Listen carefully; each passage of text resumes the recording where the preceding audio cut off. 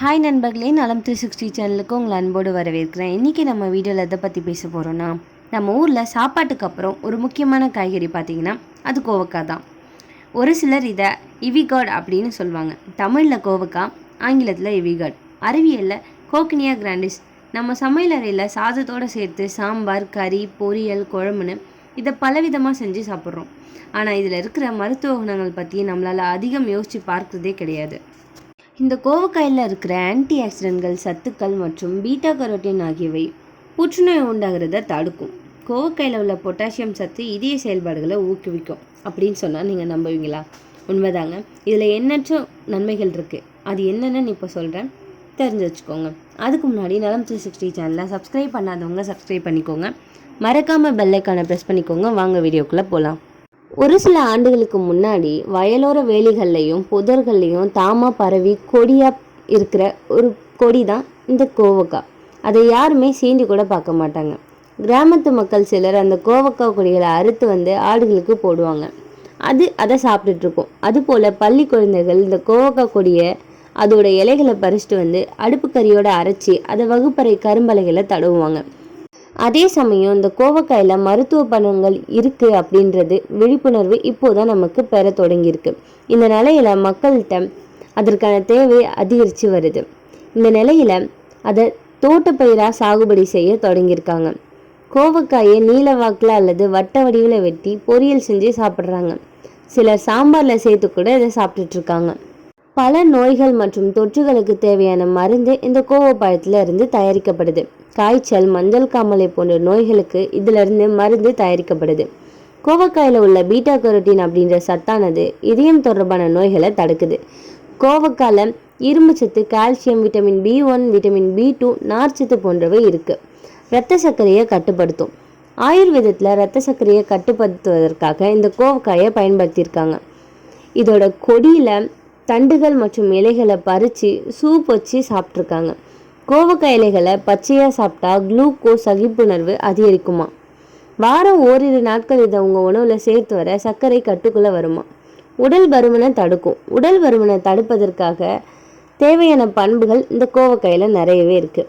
உடலில் கொழுப்பு செல்கள் உருவாகுவதை இது தடுக்குது. அதே போல் மெட்டபாலிச நடவடிக்கைகளை ஊக்குவிக்குது. நார்ச்சத்து அதிகமாக இருக்கிறதால மலக்கட்டு மற்றும் குடல் சம்பந்தப்பட்ட பிரச்சனைகளுக்கு தீர்வாக அமையுது. சோர்வை போக்குது. நம்ம உடல் இயக்கத்திற்கு இரும்புச்சத்து ரொம்பவே அவசியமானது. அந்த இரும்புச்சத்து மிகுந்த உணவுகளை எடுத்துக்கொள்றதால இரத்த சோகை மற்றும் உடல் சோர்வு போன்ற பிரச்சனைகள்லேருந்து நமக்கு தீர்வு கிடைக்கும். நம்ம உடலுக்கு தேவையான ஆற்றலை வழங்கி ஆரோக்கியத்தை தக்க வைக்க இந்த கோவக்காய் உதவுது. கோவக்காயில் உள்ள நார்ச்சத்து செரிமானத்தை மேம்படுத்துது. அல்சர் உள்ளவங்களுக்கு இது ஒரு நல்ல பலனை கொடுக்கும். கால்சியம் மற்றும் இதர மினரல்களால் உருவாகும் சிறுநீரக கற்கள் சிறுநீரக பாதையில் தங்கிவிடும். கோவக்காயில் உள்ள ஆரோக்கியமான கால்சியம் சத்து இந்த சிறுநீரக கற்களை தடுக்கக்கூடியது. கோவக்காய் இலைகள் மற்றும் தண்டுகளை பேஸ்ட் போல அரைச்சி சருமத்தில் தடவினா அலர்ஜிகள் குணமாகும். கோவக்காயில் உள்ள ஆன்டி ஆக்சிடென்ட்கள், சத்துக்கள் மற்றும் பீட்டா கரோட்டின் ஆகியவை புற்றுநோய் உண்டாவதை தடுக்குது. கோவக்காயில் உள்ள பொட்டாசியம் சத்து இதய செயல்பாடுகளை ஊக்குவிக்குது.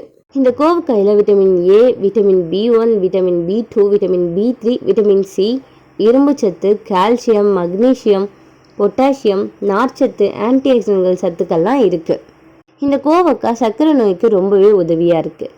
கோவக்காய் நேச்சுரல் இன்சுலின் மாதிரி வேலை செய்யுது. ரத்தத்தில் உள்ள குளுக்கோஸ் அளவை கட்டுப்படுத்த இது உதவியாக இருக்குது. குறைந்த கேலரி, அதிக நார்ச்சத்து இருக்கிறதால வயிறு நிறைவான உணர்ச்சியை கொடுத்து அதிகம் நம்மளை சாப்பிடாம இது தடுக்குது. அதனால் ரொம்ப ஈஸியாக எடை குறைக்க உதவியாக இருக்குது. நார்ச்சத்து அதிகம் இருக்கிறதால மலச்சிக்கல் வராமல் தடுக்கப்படுது. வயிற்றுப்போக்கு, அஜீரணத்திற்கு சிறந்த மருந்தாக இதை கருதப்படுது.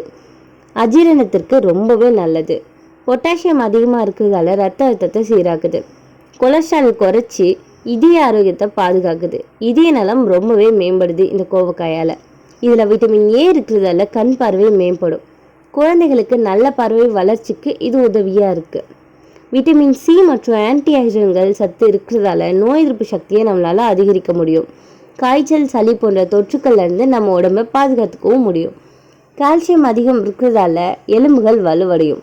குழந்தைகள்லேருந்து முதியோர்களுக்கு வர எல்லாருக்குமே ஒரு சிறந்த உணவாக இந்த கோவக்காய் கருதப்படுது. ஆன்டி ஆக்சிடென்ட்கள் இருப்பதால் தோல் சுருக்கம் குறையும். தோலும் பளபளப்பாக இருக்கும். இதில் கவனிக்க வேண்டிய விஷயம் என்னென்னா, அளவுக்கு மீறி சாப்பிட்டா அதிக நார்ச்சத்து, வயிற்று வலி, காற்று, வயிற்றுப்போக்கை தரலாம். சர்க்கரை நோயாளிகள் இதை கவனிக்க வேண்டியும். மருந்து எடுத்து கொண்டிருக்கவங்க அதிக கோவக்காய் சாப்பிட்டா ரத்தத்தில் சர்க்கரை அளவு ரொம்பவே குறைஞ்சி ஹைப்போகிளைசிமியா வர வாய்ப்பு இருக்குது. கர்ப்பிணி பெண்கள் மிக அதிகமாக சாப்பிடக்கூடாது. சீரான அளவு மட்டும்தான் இது சாப்பிட்றது பாதுகாப்பானதாக கருதப்படுது. அலர்ஜி பிரச்சனை வரும். ஒரு சிலருக்கு தோல் அரிப்பு, குடல் எரிச்சல் ஏற்பட வாய்ப்பு இருக்குது. இந்த கோவக்காயை எப்படிலாம் சாப்பிடலாம்? கோவக்காய் பொரியல், கோவக்காய் கூட்டு, கோவக்காய் குழம்பு, சாம்பாரில் சேர்த்து சாப்பிடலாம். தினசரி இந்த வறுவலை சாப்பிடலாம், ஆனால் அளவு மீதமாக தான் இருக்கணும். இந்த கோவக்காய் ஒரு சாதாரண காய்கறி மாதிரி தோன்றினாலும் அதில் நிறைய மருத்துவ குணங்கள் இருக்குது.